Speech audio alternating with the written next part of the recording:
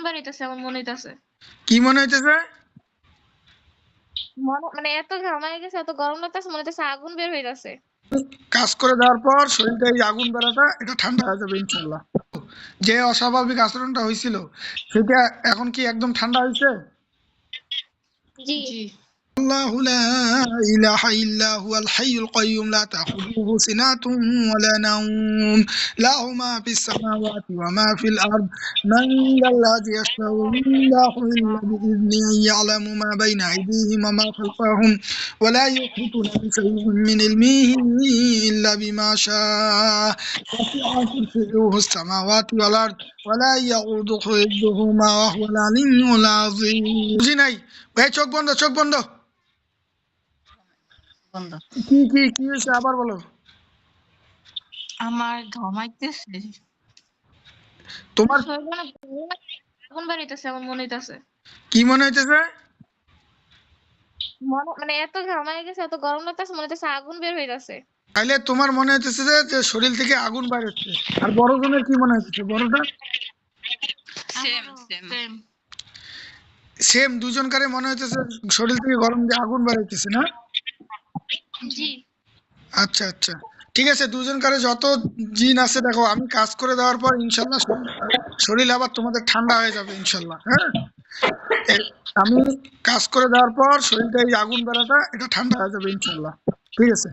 আউযু বিল্লাহি ইসলামিল আলিম মিনাশ শাইতানির রাজিম মিন হামজি ওয়া নাফসি ওয়া নাফসি বিসমিল্লাহির রহমানির রহিম إن كل اللهم جميع لدينا محضرون أينما تكون يأتي بكم الله جميعا إن الله على كل شيء قدير وأراد به كيدا فجعلناهم الأخسرين وجعلنا جهنم للكافرين حصيرا بسم الله الله أكبر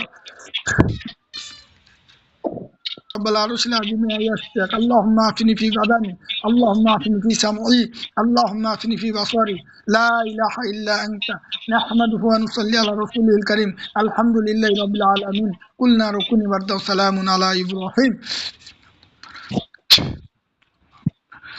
বিসমিল্লাহ আল্লাহু আকবার। এই দেখেন আপনাদের দুজনকার শরীর আল্লাহর রহমতে ঠান্ডা হয়ে গেছে। দেখেন একটু এই গরম লাগাটা ঠান্ডা হয়ে যাচ্ছে না?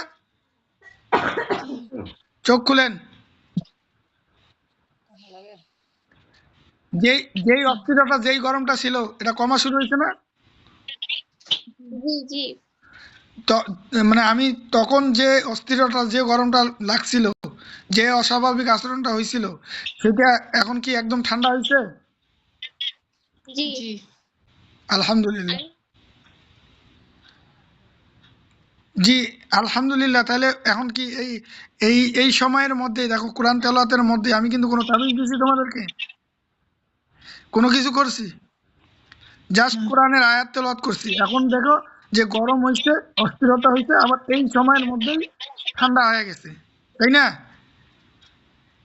তার মানে আমরা কিছু না করাতে শুধু কোরআনের তেলাওয়াতের মাধ্যমেই গরম হয়েছে, আবার কোরআনের তেলাওয়াতের মধ্যেই ঠান্ডা হয়েছে। সামনাসামনি প্রমাণ পাইলাম যে সমস্যা কোরআন তেলাওয়াত করলে সমস্যা হইল, আবার কোরআন তেলাওয়াতের মধ্যেই সমাধান হইল। এটা কি বুঝতে পারছেন না?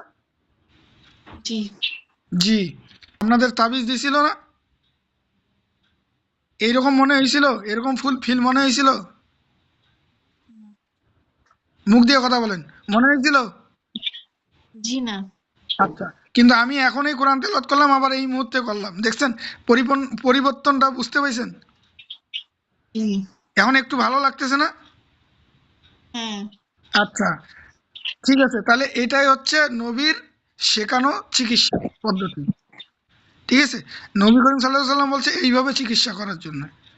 তাহলে এটা হবে স্থায়ী, আর বাকিগুলো সব কি অস্থায়ী। ওইখানে শিরকও যুক্ত আছে, শিরক বেদাত যুক্ত আছে। আর আমি যেটা করলাম এটা হচ্ছে নব্বী চিকিৎসা। হ্যাঁ, কোরআন তেলাওয়াতের মাধ্যমেই চিকিৎসা করলাম।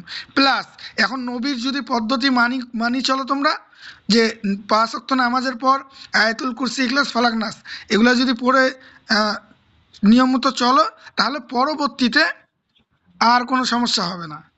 কারণ আমরা যে পেটের ভিতরে যদি পাথর থাকে, সেই পাথরটা আমরা যদি অপারেশন করি, তাহলে পরবর্তীতে সেলাইটা শুকাইতে সময় লাগে না? তাহলে এইটা এইটা এইটা শুকাইলে সময় শুকাই গেলে আলহামদুলিল্লাহ একবারেই মনে করেন যে ক্লিয়ার। কিন্তু পাথর পেটের ভিতরে রাখিয়ে যদি সারা জীবন ওষুধ খাও, তাহলে কি ওই পেটের ব্যথা কোনোদিন ওই কমবে বাড়বে, কমবে বাড়বে, এরকম হবে না? মানে পেটের ভিতরে যদি পাথর থাকে তাহলে কমবে আবার বাড়বে, এরকমই তো হবে। কিন্তু অপারেশন করলে একবারেই ক্লিয়ার। কিন্তু হয়তো অপারেশন করলে কি লাগে, ঘাটা শুকাইতে সময় লাগে, এবং এটাকে একটা ইয়ার মধ্যে একটা রাস্তা, মানে একটা রাস্তা ফলো করে চলতে হয়, তাই না? আর তোমাদের মেজাজও খুব খিটখিটে না? দুজনের মানে প্রচুর কেউ সামান্য কথাতেই হচ্ছে যে মেজাজ এটা খিটখিটে যায়। হয়ে যায়, মেজাজ চড়ে যায়। তুমি চাও না যে মেজাজ খিটখিটে হবে, কিন্তু হয়ে যায়। ঠিক আছে, এটাই সমস্যা। এটা হচ্ছে জিন জাদুর মূলত মূল লক্ষণ হচ্ছে এইটা। তোমরা বুঝছো শুধু শারীরিক একটু হালকা ক্ষতি, কিন্তু কোনো পুরাটাই তোমরা বুঝো নাই। বুঝতে পারছিলা যে তোমার কই থেকে রাগটা আসে? ইয়ে করে বাট মানে সামান্য কথা নিয়ে হচ্ছে যে অনেক বড় পর্যায়ে চলে যায়। মানে কেউ কারো কথা হচ্ছে যে সহ্য হয় না। হ্যাঁ, এটা কিন্তু তোমাদের কারণে হয় না, ঠিক আছে?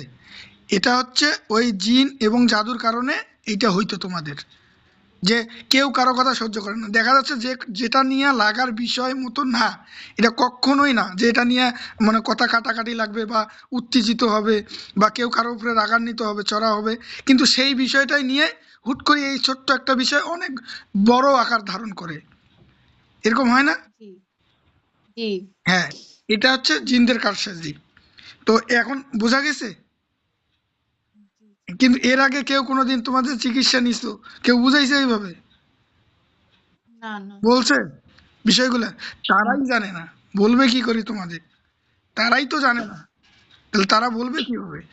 তোমরা তোমাদের চোখের সামনেই দেখলা যে তাবিজ ছাড়া তোমার ছোট বোন কিভাবে 2 দিনের মধ্যে সুস্থ হইছে না? জি, আলহামদুলিল্লাহ।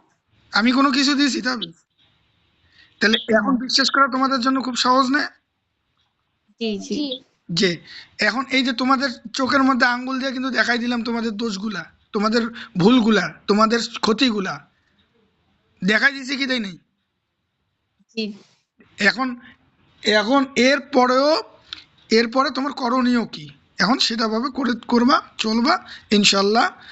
বাকিটা জীবন আল্লাহ তাআলা তোমাদের ভালোভাবে চলার তৌফিক দান করুক। ঠিক আছে।